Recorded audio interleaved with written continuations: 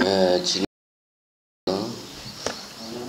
지장제일 때도 간단하게 법문을 하고 제사를 지내기로 했습니다. 맞죠? 예, 그래서 법문을 하겠습니다. 오늘은 저기 내일 모레 수요일 날 우리가 이제 두 번째로 새신도 입문교육을 합니다.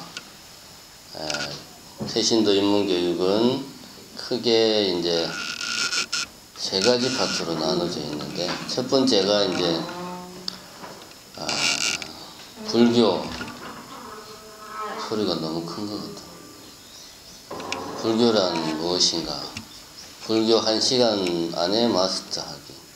그래서 1시간 만에 불교의 모든 것을 다 강의로 하는 시간이 한 파트가 있고, 두 번째는 실습을 하는, 절하고 기도하고 이런 예불 하고 경전 독송하는 이런 실제로 절에 와서 예불이나 기도할 때 하는 것들을 어떻게 하는지 그런 실습하는 시간이 두 번째 파트고, 세 번째는 정신사 여기저기를 이제 안내를 받는, 여기는 뭐 하는 데다 이런 것들 이렇게 크게 세 파트로 나눠져 있어요. 그 중에서 제가 이제 오늘은 그 중에 첫 번째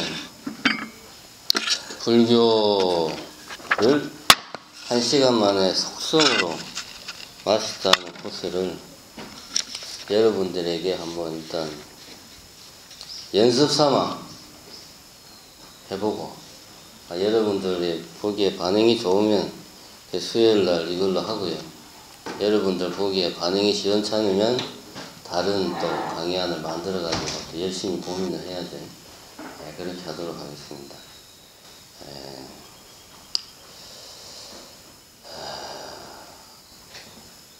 이제 1시간 안에 이제 불교를 다 마스터해야 되니까, 지금 여러분들은 이미 뭐 충분히 그동안 절에도 다니시고 각종 뭐 불교 대학이나 이런 과정도 다 이수를 했기 때문에 잘 아시겠지만, 그동안 익히고 배운 것들을 오늘 한번 마음속으로 정리한다, 이렇게 한번 생각하시기 바랍니다.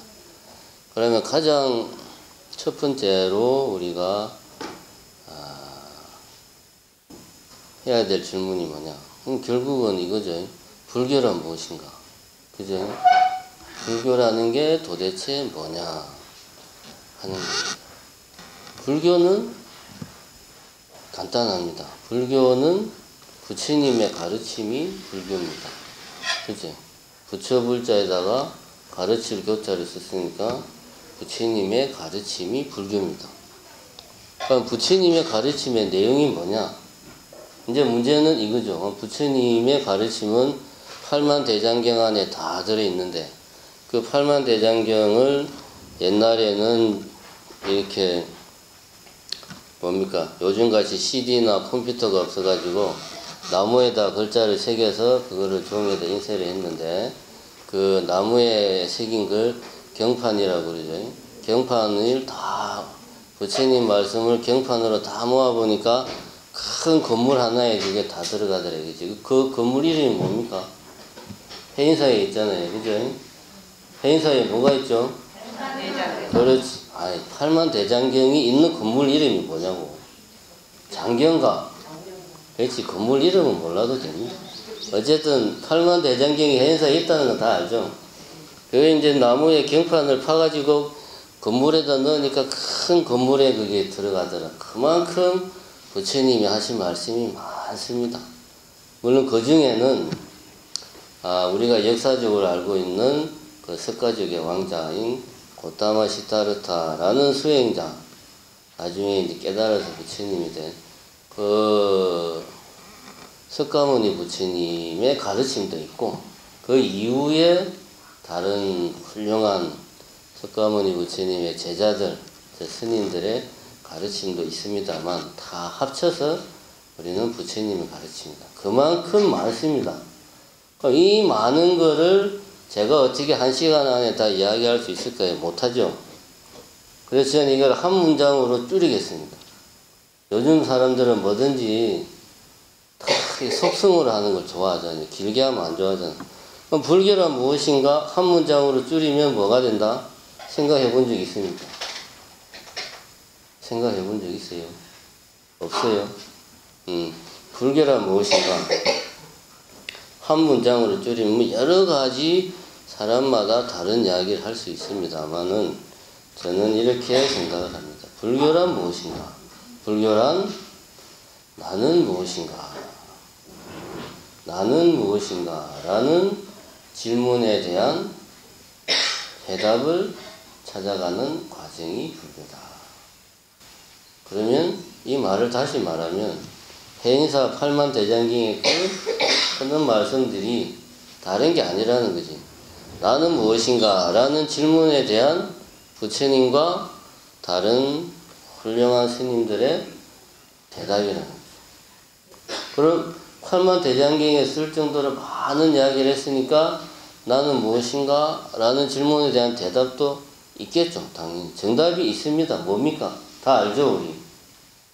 나는 무엇인가? 나는 없다. 무하다. 라고 이야기하잖아요. 그죠? 나라고 할 만한 것이 없다. 무하.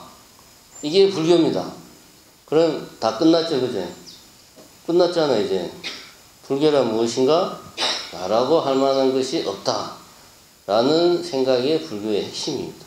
그럼 이걸 우리가 다 알았으니까 더 이상 이제 불교 공부할 필요 없죠. 그죠? 아닌가요? 맞는가요? 자, 여기에서부터 우리는 깊이 생각을 해야 될 그런 것이 있습니다. 뭐냐면 경전에 다 나와 있습니다. 부처님도 이야기를 했고 나라고 할 만한 것이 없다. 이게 이제 불교의 핵심이라고 다 나와 있는데, 그리고 그런 것들은 불교 결론서만 보면 다 나와 있습니다.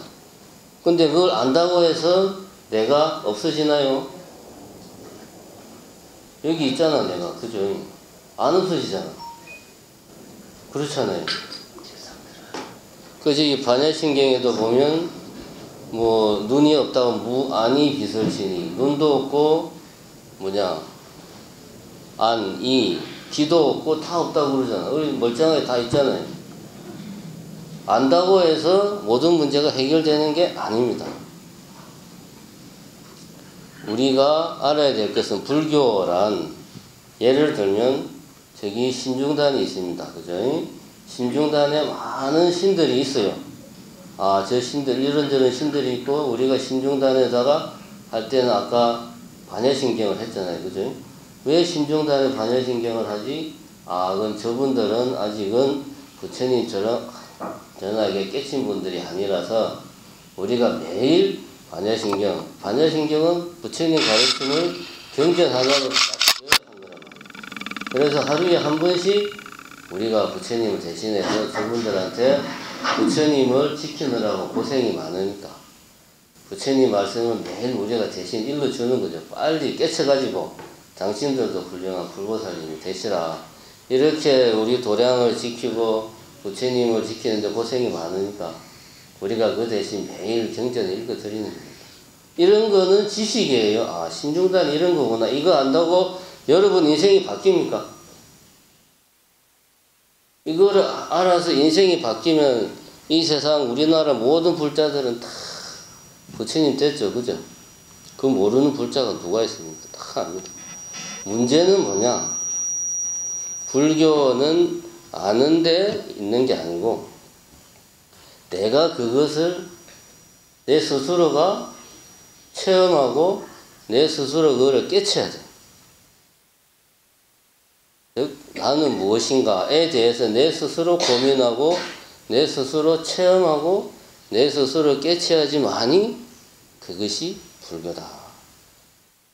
자, 그러면 이제 두 번째 질문을 해봅시다. 불교는 그러면 종교냐?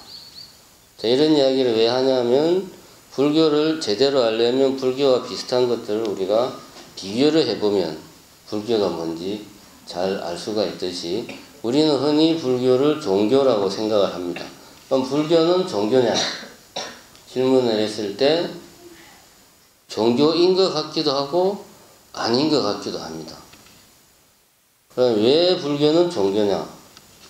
이렇게 두리뭉실하게 말하면 안 되니까. 그래도 명식이 앞에서 마이크를 잡고 있는데, 그죠? 대충 퉁치듯이 말하면 안 되겠죠. 그러면 날로 먹잖아. 그렇게 하면 안 되지. 종교의 3대 요소가 있단 말입니다. 종교의 3대 요소는 뭐냐? 첫 번째로 교주가 있어야 돼. 두 번째로 교리가 있어야 되고, 세 번째로 교단이 있어야 돼. 그러면은 불교에는 세 가지가 다 있어요. 교주가 누굽니까? 석가모니 부처님이 교주죠. 정확하게 말하면은 고타마 시타르타가 교주입니다. 근데 우리가 이제 워낙 훌륭하신 분이니까 존경하는 의미에서 부처님이라고 이야기하는 겁니다. 부처님이라는 말은 고유명사가 이름이 아니고 깨달았다라는 그런 뜻의 그냥 극존칭어예요. 깨달으신 분이다. 어쨌든 불교에는 교주가 있습니다. 종교 맞죠? 그 다음에 앞에 이야기했지만 교리가 있습니다. 그것도 어마어마하게 방대하고 복잡하고 체계적인 이 모든 세상의 진리를 다 아우르는 교리가 있습니다. 교리도 있고. 세 번째로 교단도 있습니다. 뭡니까? 스님. 스님이 교단이요? 스님은 사람인데 사람이 어떻게 교단이래? 교단이라고 하면은 그 교주를 신봉하는 사람들의 모임이잖아요. 그럼 불교에서는 부처님을 신봉하는 사람들의 모임은 우리가 뭐라 그럽니까? 승가라고 그러죠. 상가. 승가는 제가자와 출가자를 다 포함하는 겁니다. 우리가 하는 말로 사부대중. 사부대중이란 비구, 비구니, 정신사, 정신녀. 즉 출가자와 제가자 모두 합쳐서 승가를 이룬다. 이렇게 불교에는 교단도 있습니다. 그러면 서양의 종교학에서 이야기하는 종교의 3대 요소를 다 갖추고 있단 말이에요. 불교가. 그러면 불교는 종교죠. 그죠? 근데 뭔가 좀 찜찜하지 않습니까? 저기 이제 기독교하고 이렇게 불교하고 비교하면 뭔가 좀 다른 것 같지 않아요? 뭔가가 다릅니다. 왜냐하면 부처님은 신이 아니에요. 부처님은 신입니까? 석가모니 부처님, 고타마 시타르타가 여러분은 신이라고 생각을 하세요. 고타마 시타르타는 2560 몇 년도 전에 실제로 역사적으로 살았던 사람이에요. 우리하고 똑같은 사람입니다. 우리하고 똑같은 사람이고 수행자예요. 근데 기독교의 신은 말 그대로 신이죠. 여호와, 전지전능한 신이죠. 이 우주를 창조한, 천지를 창조한 신이죠. 전지전능하고 모든 권한을 가지고 있고 모든 걸 다 알고 인간들의 그 생사여탈권을 다 가지고 있잖아요. 그래서 사람들이 말을 안 들으면 벌을 내리잖아요. 물로서 벌을 내리고 불로서 벌을 내리고 다 구약성서에 나오는 이야기 아닙니까? 신은 절대적인 존재입니다. 인간이 아니에요. 그죠? 근데 고타마 시타르타는 인간이에요. 신이 아니다. 그지? 다시 말하면 서구의 그 종교관에 비춰봤을 때 불교는 종교라고 볼 수가 없어요.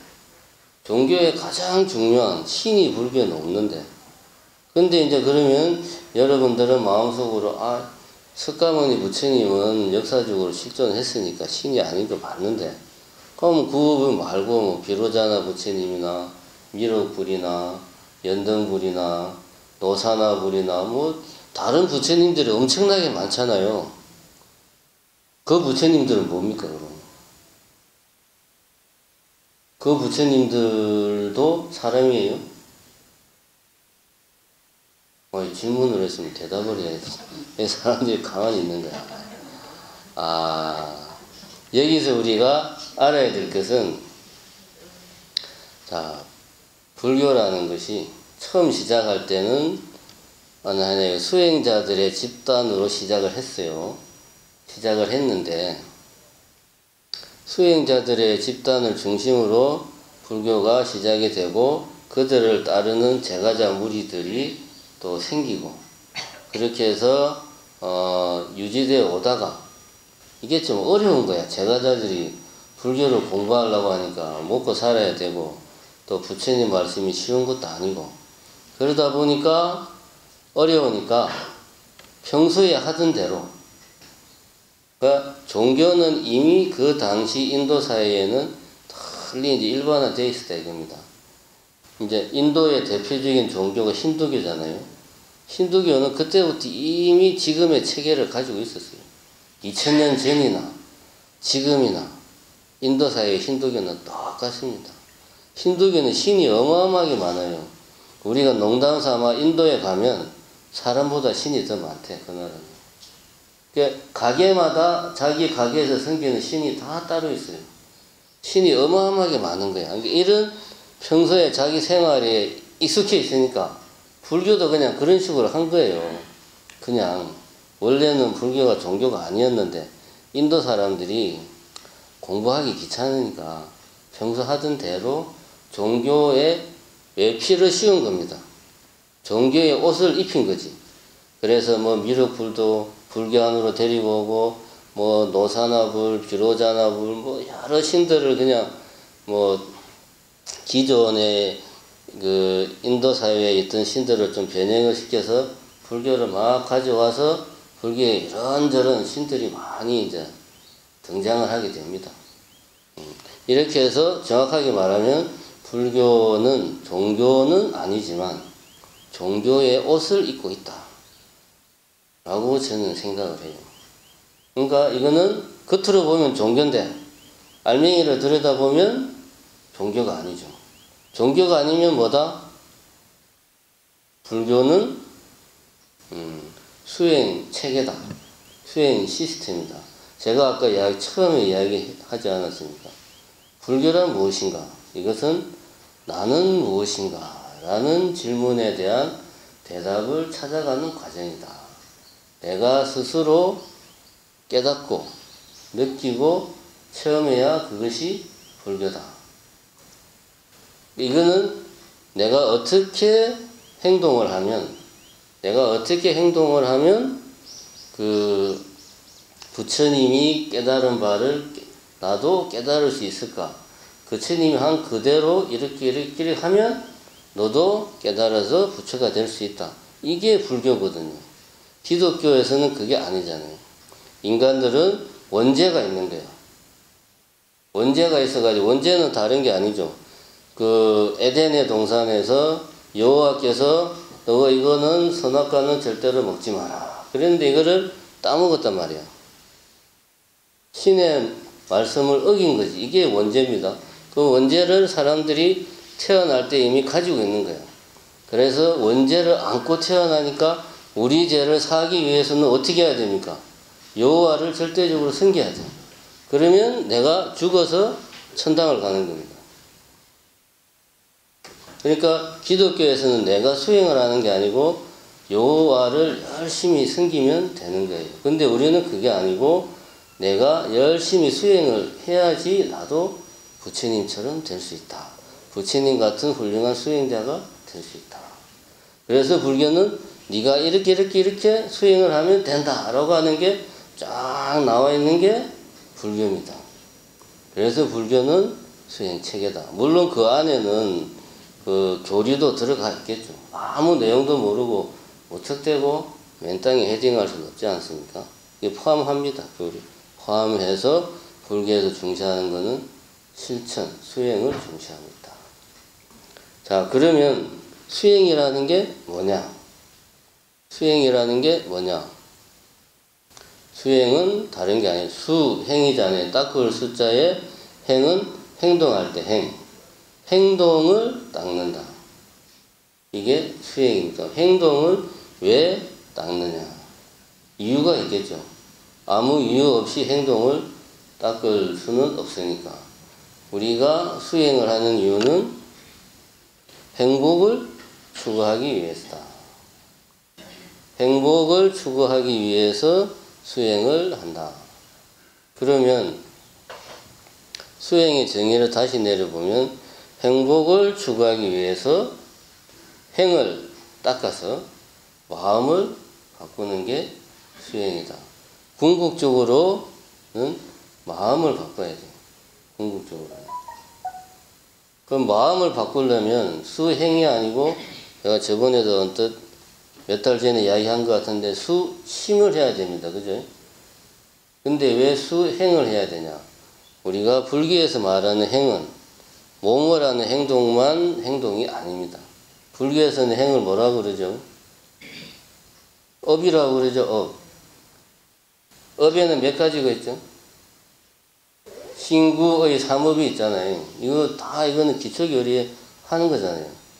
그러니까 입으로 말하고 몸으로 행동하고 마음속으로 생각하는 건 다 불교에서는 행동으로 생각합니다. 그러니까 내가 마음만 바꾼다고 해서 내 자신이 바뀌는 게 아니라는 거죠. 무슨 말이냐? 내가 가지고 있는 습관들을 바꾸려면 내 생각을 완전히 바꾸려면 예를 들면 습관 같은 것들도 바꿔야 돼. 습관을 바꾸지 않고 생각만 바꾼다고 되는 게 아니에요. 자, 내가 생각을 했습니다. 나는 오늘부터 화를 내지 말아야지. 나는 오늘부터 부드럽게 말해야지. 내 생각을 바꿨어요. 근데 버럭 화내는 습관은 안 바꿨어. 그럼 이 사람은 생각이 바뀐 겁니까? 안 바뀐 겁니까? 안 바뀐 겁니다, 이거는. 꿈에서도 화를 안 내야. 그죠? 술이 이빠이 취해가지고 필름이 끊어져도 화를 안 내야 생각이 바뀐 거예요. 이 쉬운 게 아닙니다. 그래서 행을 닦아야 되는 거예요. 자, 그럼 행을 닦는 이유는 행복을 추구하기 위해서다. 여기에서 이제 우리는 결정적으로 아주 중요한 문제에 봉착을 하게 되는데, 행복이라는 게 뭐냐? 이게 참 어려운 문제입니다, 이게. 근데 어렵게 생각할 필요가 없어요. 왜냐하면 똑같은 비슷한 문제가 있습니다. 사춘기 때 그런 고민을 많이 하잖아요. 그리고 오춘기에도 그런 고민 많이 합니다. 오춘기는 주로 이제 40대, 50대 인생의 위기에 봉착했을 때 이런 고민을 많이 합니다. 왜 사는가? 삶의 의미가 뭐냐? 산다는 게 무엇일까? 이런 고민을 합니다. 근데 이런 고민은 할 필요가 없는 고민이에요. 제가 여러분들에게 단정적으로 이야기하지만 왜 사는가? 내가 사는 이유가 뭐지? 산다는 게 뭘까? 이런 고민을 할 필요 없는 게 우리가 태어난 데는 이유가 없어요.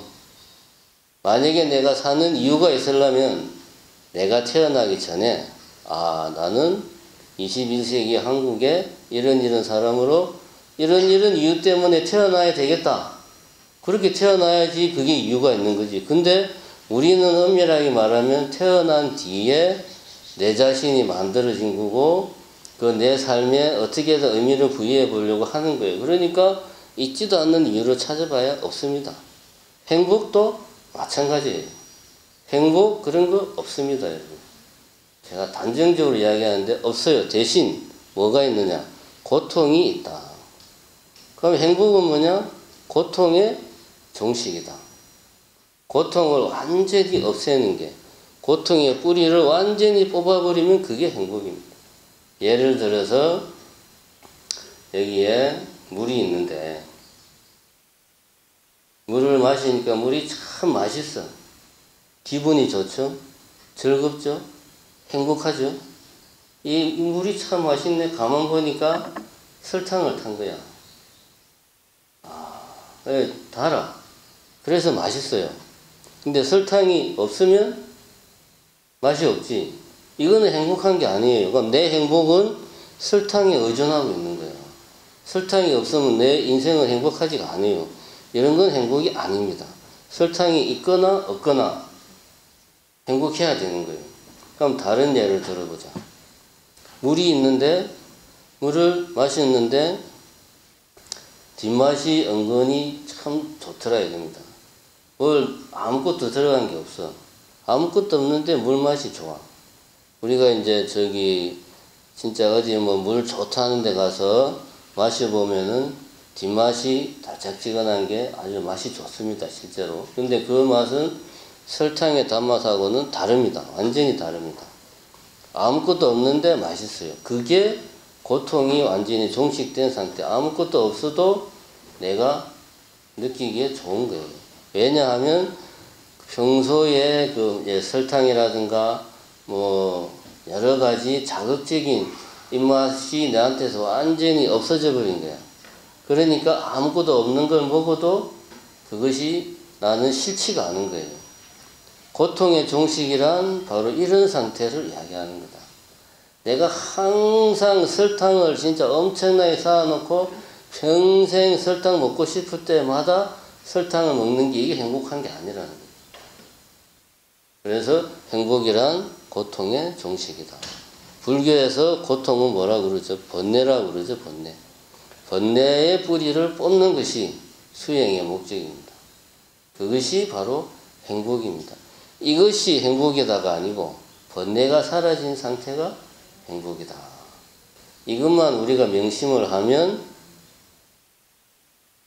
생활에서 많은 부분에 변화가 생길 수 있어요. 우리는 행복해지고 싶어서 안달이 난 사람들이거든, 현대인들은.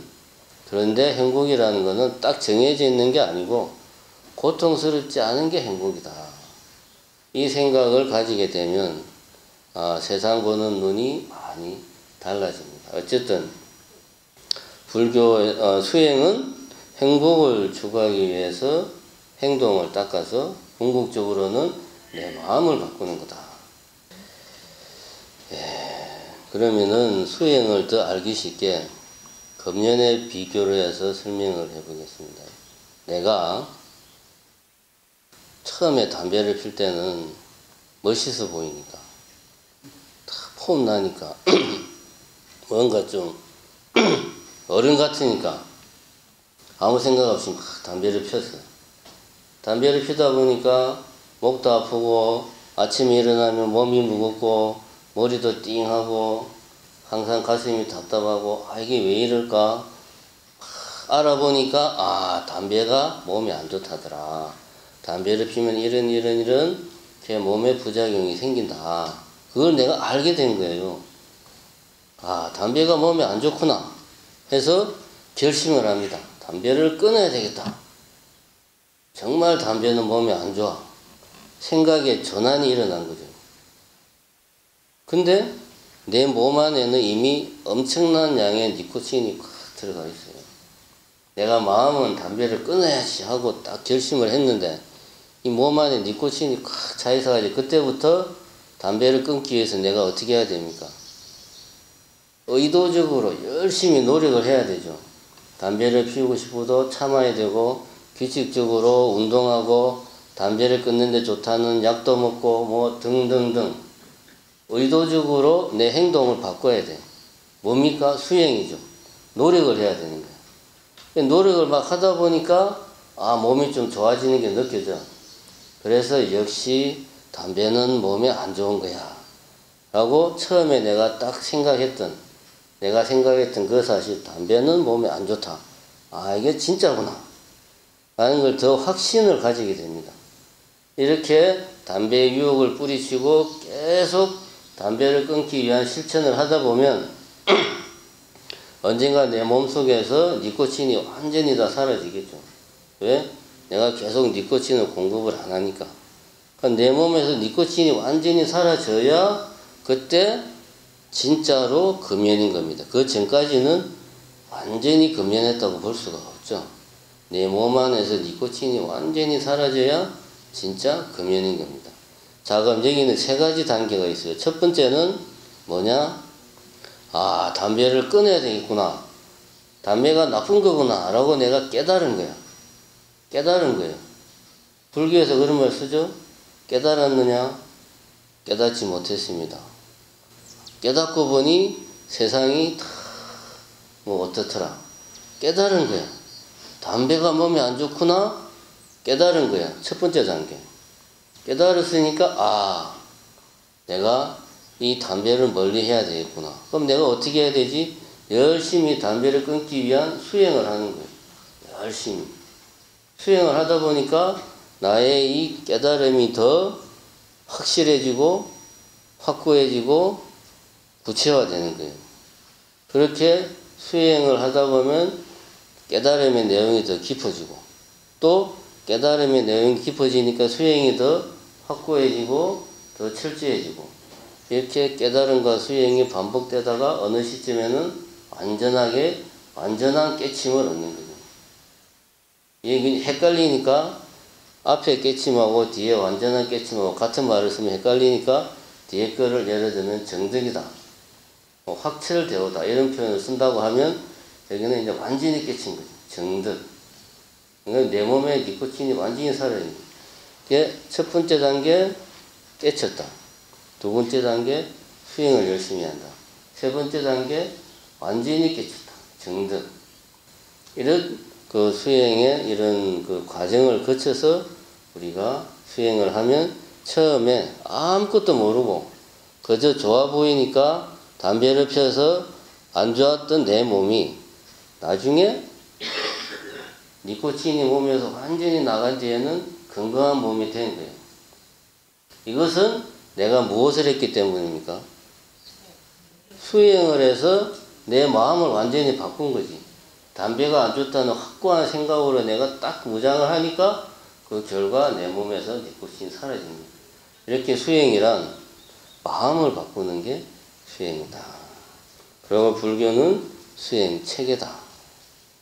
이런 이야기를 합니다. 그러면은 그 다음으로 절이라고 하는 것은, 불교는 모든 게 수행이라는 키워드로 다 연결이 됩니다. 그럼 절은 뭐냐?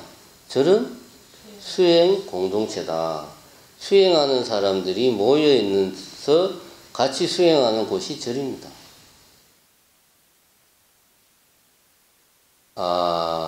교회 같은 경우는 요하나 성모 마리아나 예수 그리스도를 모시고 신을 찬양하는 곳이잖아요. 그죠? 위대한 신을 찬양하는 곳이 교회고 사원입니다. 성당입니다. 근데 절은 수행하는 사람들이 같이 모여서 우리도 부처가 되겠다. 부처님은 신이 아니에요. 인간은 누구나 부처가 될 수 있습니다. 쉽지가 않아서 그렇지. 우리도 부처가 되겠다라고 생각하고 같이 모여서 수행하는 공동체가 절입니다. 이것이 절과 예를 들면 성당, 교회 차이예요. 확실하게 다릅니다. 그러니까 절의 주인이 누굽니까? 절의 주인은 수행하는 사람들. 그 중에는 머리 깎은 사람도 있고 머리 긴 사람도 있고, 머리에는 깎고 있는데 수행을 안 하면 그 사람은 수행 공동체의 일원이라고 볼 수가 없어요. 머리는 기르고 있지만 열심히 수행하면 그 사람은 수행 공동체의 일원이에요. 머리를 잘랐다 길렀다는 편의를 위해서 우리가 나눈 겁니다.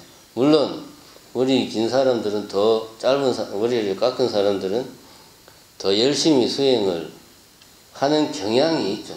무조건 그렇다는 게 아니고, 조건이 출가자들은 수행하기 좋은 조건에 있으니까, 또 그만큼 나름의 각오를 가지고 출가를 했으니까 더 열심히 더 치열하게 수행을 하는 경향이 있을 뿐입니다. 어쨌든 절은 수행하는 사람들의 공동체다. 이렇게 이야기할 수가 있고, 그러면 우리가 흔히 말하는 불자는 누구냐? 그럼 똑같이 이야기하면 되죠. 불자는 불자자는 제자할 때 자자, 아들 자자. 불제자를 줄여서 불자란 말이에요. 그럼 불자는 누구냐? 나도 부처가 되겠다고 생각하고 수행하는 사람이 불자예요. 그래서 불제자, 부처님의 제자. 우리는 부처님의 제자다. 우리도 부처가 되겠다고 노력하는 사람들이 불제자입니다. 근데 이렇게 말하면 좀 막연하니까 구체적으로 아예 부처님이 딱 제시를 한 게 있습니다. 일상생활을 여기에 맞춰서 생활해라. 그게 뭡니까? 5개. 그죠? 5개에 맞춰서 일상생활을 하면 그 사람은 불자예요. 내가 송강사에 가서 보살계 수계도 받고 해도 5개를 안 지키면 불자라고 할 수 없죠. 오계를 지켜야 불자입니다. 물론 보살계를 받고 수계의식을 하는 것은 그만큼 내가 오계를 지키겠다는 내 의지를 확고하게 보여주는 거죠. 오계를 지키기 위해서 노력하는 사람, 나도 부처님처럼 살겠다고 노력하는 사람이 불자다, 부처님의 제자다, 이렇게 이야기를 할 수가 있습니다. 이렇게 불교는 수행이라는 키워드로 모든 걸 다 우리가 이야기를 할 수가 있어요. 그만큼 불교에서 중요한 것은 수행입니다. 많이 아는 게 중요한 게 아니고 열심히 하는 게 중요한 거다 이거지. 불교에서는 끝으로 이제 우리가 좁은 의미의 수행이 있습니다. 지금은 이제 수행은 마음을 바꾸는 거다 하면은 일상생활 전부 다가 내가 수행하는 마음가짐으로 내 행동을 내가 의도적으로 이렇게 행동해서 내 마음을 바꾸겠다 하면 그건 다 수행입니다. 밥 먹는 것도 수행이고 길을 걷는 것도 수행이고 말하는 것도 수행입니다. 모든 게 다 수행인데 이건 넓은 의미의 수행. 아무 생각 없이 그냥 막 사는 건 수행이 아니죠. 의도적으로 내가 행복을 추구하기 위해서 부처님 말씀대로 살려면 어떻게 해야 되나? 밥은 어떻게 먹어야 될까?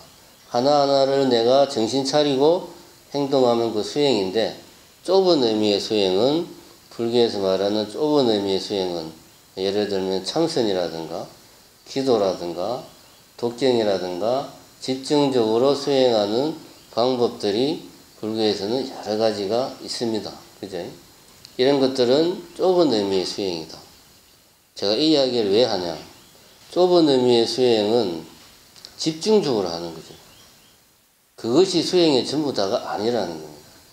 시간이 있을 때, 내지는 내가 일부러 좁은 의미의 수행, 참선, 기도, 독경, 사경, 절, 이런 것들을 하고 그 힘으로 평상시에 일상생활에서의 넓은 의미의 수행을 내가 꾸준히 해야지 진정한 불자다. 이런 이야기를 하고 싶은 겁니다. 정리를 하자면은 불교는 수행이라는 그거 하나만 딱 머릿속에 입력을 하고 있으면 나머지는 거기에 다 살을 붙이면 되는 겁니다. 예, 이상 본문은 이 정도 해서 마치고요. 감사합니다. 그럼 제사 지내도록 하겠습니다.